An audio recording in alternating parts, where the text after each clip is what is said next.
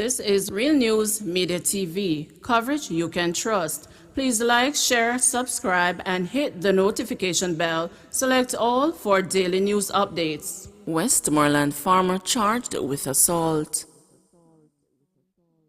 27-year-old Andre Clark, a farmer of Hertford District, Westmoreland, has been charged with assault at common law and illegal possession of firearm. His court date is being finalized. The charges stemmed from an incident in Cornwall District in the parish on Tuesday. The police report that about 9:30 a.m., a man was standing among a group outside a supermarket located in the square. Clark allegedly drove his motorcycle between the group, causing an argument.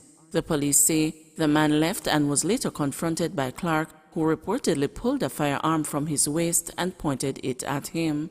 The man ran, leaving his motorcycle behind, and sought refuge in a nearby yard. A report was made to the police. Clark was subsequently picked up by the police and he was pointed out during an identification parade. He was later charged.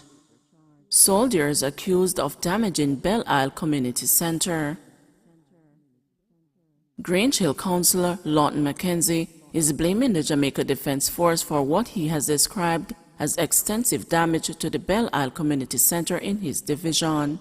JDF personnel reportedly used the building as their base during anti-crime operations in the troubled community where the much-feared King Valley Gang is based. Addressing Thursday's meeting at the Westmoreland Municipal Corporation, Mackenzie claimed that the estimate of the damage is in the region of $5 million.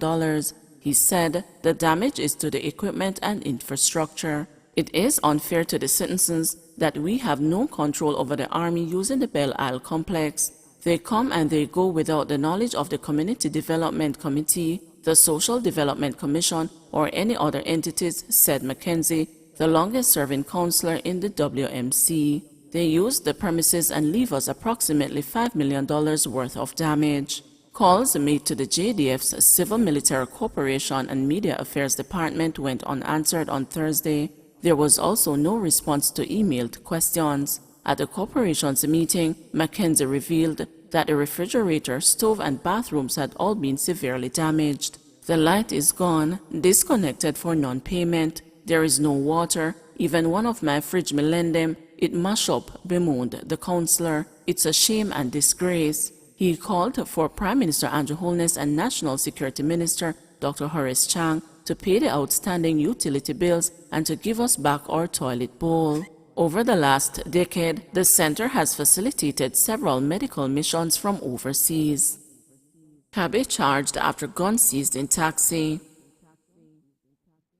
The St. Catherine South Police have charged a taxi operator for breaches of the Firearms Act. He is Rashawn Romario Cook, 25, of Herring Lane, Old Harbour, St. Catherine. The public passenger vehicle operator has been charged with illegal possession of firearm and illegal possession of ammunition. Cook was charged on July 7 by the Old Harbour Police following an investigation into the seizure of an illegal gun in the vehicle that he drives. Reports are that on June 24, the police, acting on information, went to Hyamala Avenue in Claremont, Old Harbour. Upon entering the premises, Cook and 3 other persons were observed beside a Toyota Probox motor car.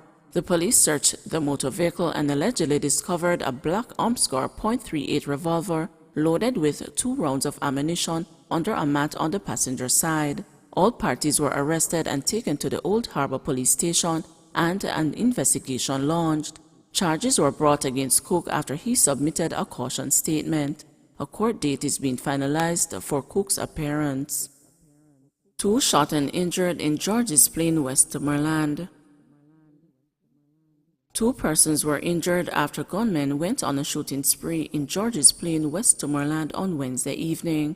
About 5:30, 2 armed men on a motorcycle shot a 26-year-old sales representative in his yard. The men then drove to another section of the community and opened gunfire on a group of people, hitting a 38-year-old woman. No motive has been established for the attack. 2 charged in relation to shooting in Seaford, St. Thomas. 2 men accused of being involved in a shooting in Seaford, St. Thomas late last month have been charged with wounding with intent and illegal possession of a firearm and ammunition. They are 33-year-old Delroy Miller of Harborview in St. Andrew and 19-year-old Oral James of Blacksmith Lane, St. Thomas. It's alleged that about 3:10 p.m. on June 27, Mr. Miller and Mr. James fired several shots injuring a man. Both men are scheduled to appear before the St. Thomas Parish Court on July 14. Pilot phase for reconstructing Halfway Tree Transport Center complete. The Transport Authority has completed the pilot phase of the repurposing of Halfway Tree Transport Center. Changes were made on May 25 to the routes of several rural stage carriage buses in the corporate area in an effort to reduce congestion within the vicinity of the transport center. Buses coming from Crossroads, downtown Kingston and Papine and returning to St. Catherine now use the lower level of the transport center. A news release from Willard Hilton, Managing Director of Transport Authority, said the reconstructing was undertaken in phases to ensure adequate consultation, efficient communication, and to give commuters and bus operators adequate time to adjust. The Transport Authority anticipated an increased volume of traffic on the lower level of the transport center. However, this was managed through the use of signage, regular meetings, and assistance from on-site Transport Authority representatives. More charges laid against a suspect accused of sexually assaulting children in St. Mary.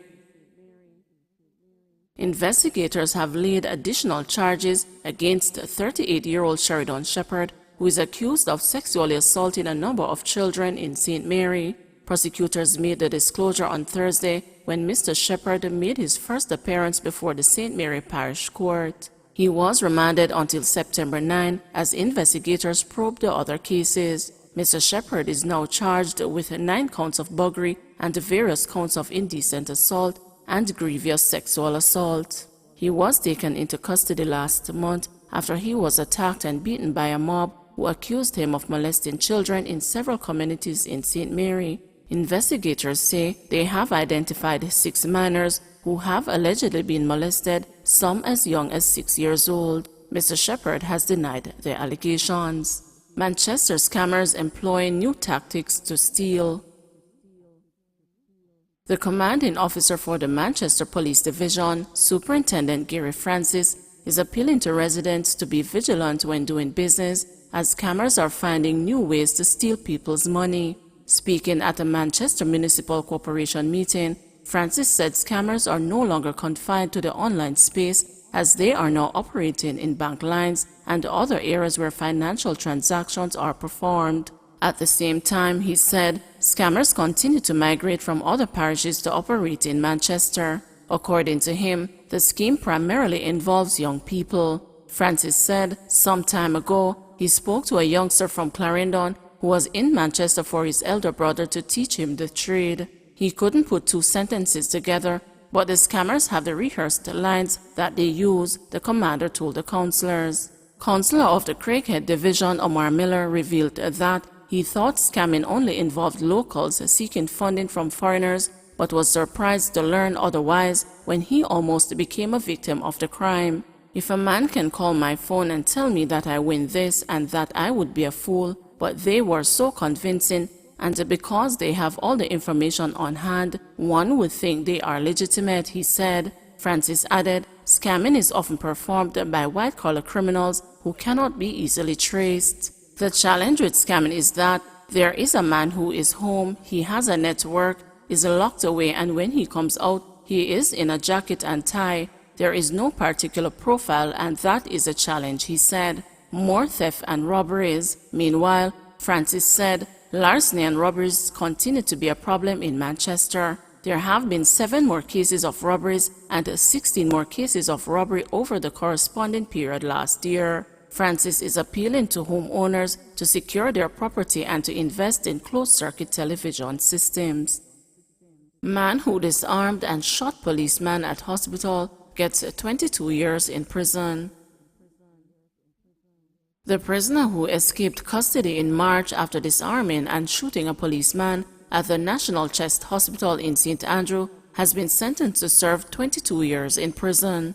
Ricardo Richards, 30, was sentenced by Justice Sonia Wint Blair in the Home Circuit Court to 22 years for wounding with intent and 13 years and 4 months each for the offenses of illegal possession of firearm and robbery with aggravation. The sentences are to run at the same time, meaning he will serve 22 years. The St. Andrew mechanic had pleaded guilty on April 22.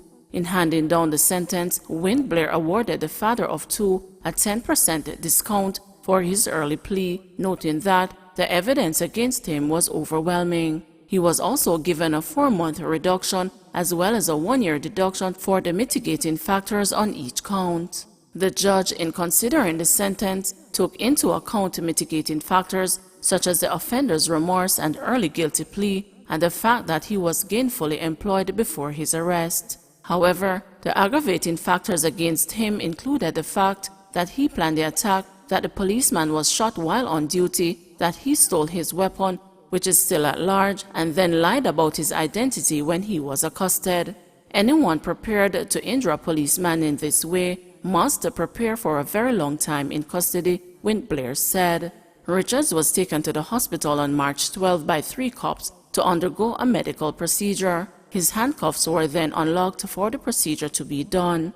On completion, before the cops could put back on the handcuffs, Richards threw a liquid into the eyes of one of the police personnel.